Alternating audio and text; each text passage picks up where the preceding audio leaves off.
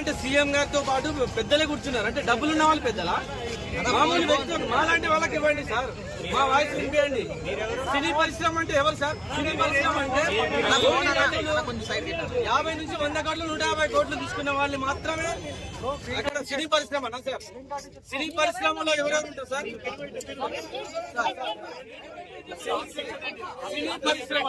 సినీ పరిశ్రమ ఎవరు సార్? కార్మికుల దగ్గర నుంచి, ప్రేక్షకుని దగ్గర నుంచి, నటులు, దర్శకులు, నిర్మాతలు, సామాన్య ప్రేక్షకుని మేడం, రేవంత్ రెడ్డి గారు సామాన్య ప్రేక్షకుని గురించి ప్రేక్షకునికి అందుబాటు ధరల్లో టికెట్ రేట్స్ లేవు సార్. ప్రేక్షకునికి అందుబాటు ధరల్లో టికెట్ రేట్స్ లేవు. సో సార్, మీరు పెంచాలనుకుంటే పెంచండి. పెద్ద బడ్జెట్ సినిమాలకు డబ్బులు ఖర్చు అయితే కాబట్టి పెంచుతారు, ఓకే.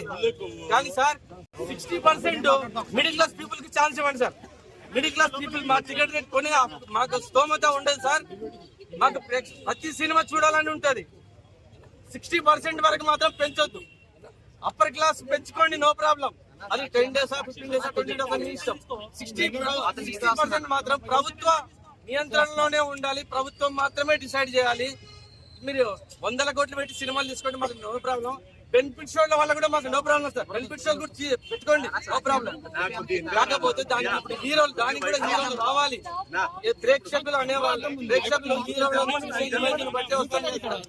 కానీ ప్రేక్షకులు తప్పు, సారీ హీరోలది మాత్రం తప్పు కాదు. హీరోలకు పర్మిషన్ తీసుకొని రండి, పోలీస్ పర్మిషన్ తీసుకొని రండి.